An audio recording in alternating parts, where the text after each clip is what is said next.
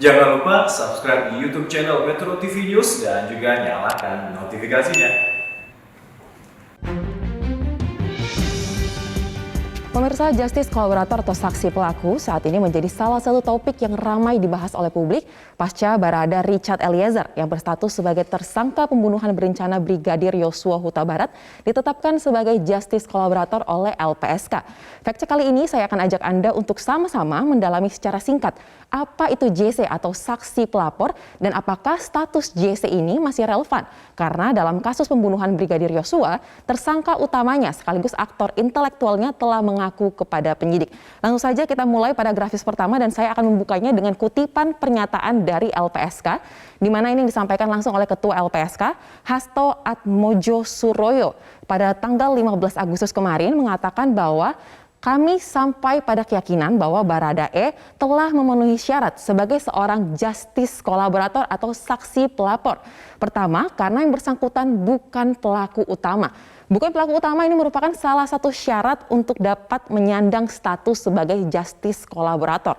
Lalu pemirsa, apa yang dimaksud dengan justice kolaborator atau saksi pelaku?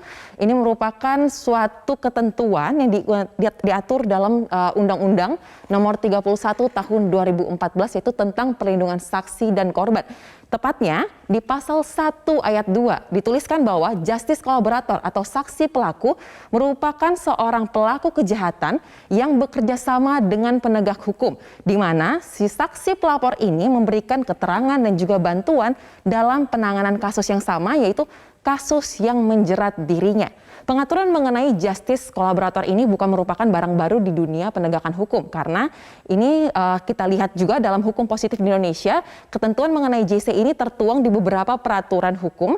Di antaranya kita akan lihat, saya telah mengurutkannya sesuai dengan hierarki peraturan perundang-undangan yang berlaku di Indonesia.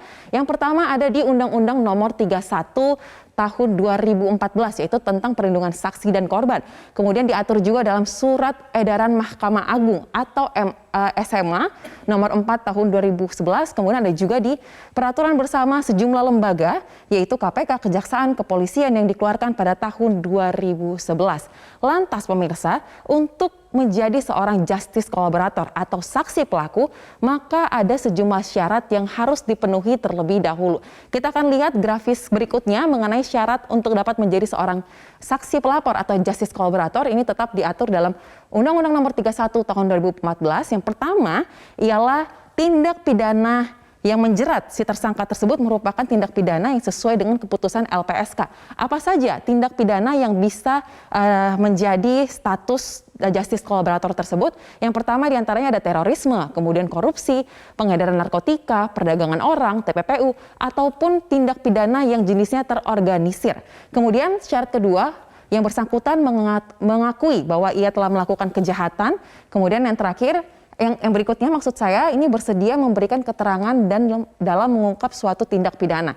Kita lihat syarat berikutnya, yaitu bukan sebagai pelaku utama dari tindak pidana tersebut. Kemudian bersedia mengembalikan aset ataupun keuntungan material yang ia terima setelah melakukan tindak pidana tersebut, dan ini harus dituangkan dalam bentuk pernyataan tertulis. Dan yang terakhir ialah disinyalir adanya ancaman yang nyata baik kepada dirinya ataupun kepada keluarganya akibat suatu keterangan yang ia ungkapkan mengenai tindak pidana tersebut. Nah, kemudian setelah semua syarat-syarat ini terpenuhi, maka ada sejumlah hak yang akan didapatkan oleh seorang saksi pelapor atau justice kolaborator. Apa saja hak-hak tersebut? Yang pertama ialah ia berhak untuk memperoleh perlindungan atas keamanan pribadi, termasuk juga perlindungan terhadap keluarga dan harta bendanya, dan juga bebas dari ancaman atas kesaksian yang ia berikan. Yang kedua ialah ia berhak untuk memberikan keterangan tanpa adanya tekanan dari siapapun. Dan yang terakhir, ia akan mendapatkan pendampingan. Oleh karena itulah peran LPSK dalam hal ini menjadi penting. Menyadari bahwa tugas atau kewajiban dari seorang saksi pelaku untuk memuluskan proses penegakan hukum demi mengungkap suatu tindak pidana, maka posisi yang bersangkutan bisa dikatakan dalam kategori yang rawan. Oleh karena itu, ketentuan hukum pun memberikan perlindungan terhadap seorang justice kolaborator. Kita akan lihat perlindungan apa yang akan diterima oleh seorang saksi pelapor atau justice kolaborator. Yang pertama, yang bersangkutan tidak dapat dituntut secara hukum atas kesaksian yang ia berikan, kecuali kesaksian tersebut merupakan kesaksian yang diberikan atas itikat yang tidak baik. Yang kemudian, ia juga akan dapat perlindungan berupa penanganan secara khusus dalam kasus yang ia alami. Penanganan secara khusus apa saja bentuknya? Yang pertama ialah ia akan dipisahkan tempat penahanannya. Kita tahu bahwa Barada Eliezer juga telah dipisahkan tempat penahanannya. Kemudian pemisahan berkas dari tindak pidana yang dialami oleh tersangka yang lain. Dan yang terakhir, pemberian kesaksian di sidang tanpa kehadiran terdakwa lain. Ini akan dilakukan ketika nanti kasus dari pembunuhan berencana Brigadir Yosua ini telah masuk ke meja hijau. Kemudian pemirsa, dan jika kita kaitkan lagi dengan status justice kolaborator yang didapatkan oleh Barada Eliezer dalam kasus pidana yang menjeratnya, maka tentu saja ada sejumlah target yang ditetapkan. Di antaranya ialah yang pertama, diharapkan dengan adanya status justice kolaborator, Barada Eliezer akan dapat mengungkapkan konstruksi kejadian pembunuhan Brigadir Yosua secara terang benderang. Kemudian dengan diungkapkannya konstruksi tersebut, maka akan mempercepat penegakan hukum. Dan yang terakhir ialah melindungi saksi pelaku dari ancaman. Lantas kita balik ke pertanyaan pertama, apakah masih relevan status dari JC ini karena Verdi Sambo sebagai aktor utamanya telah mengaku ya masih relevan karena target yang diharapkan dari adanya status JC ialah untuk mengungkapkan konstruksi dan juga untuk melindungi saksi dari segala ancaman yang ada.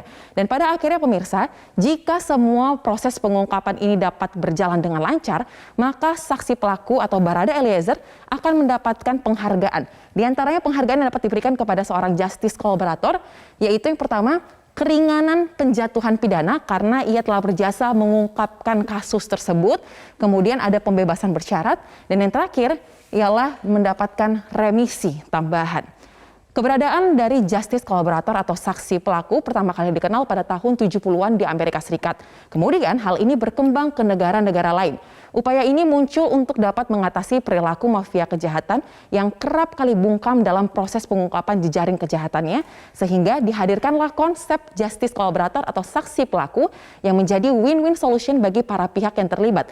Nama Nazarudin, mantan bendahara umum Partai Demokrat yang pernah menjadi tersangka dalam kasus mega korupsi proyek Hambalang, merupakan salah satu penyandang justice kolaborator dan diklaim berhasil menyeret komplotannya. Maka pemirsa, hal serupa pun diharapkan dapat terjadi dalam kasus pembunuhan berencana Brigadir Yosua dan jangan lagi ada drama tetapi bongkar hingga ke akar.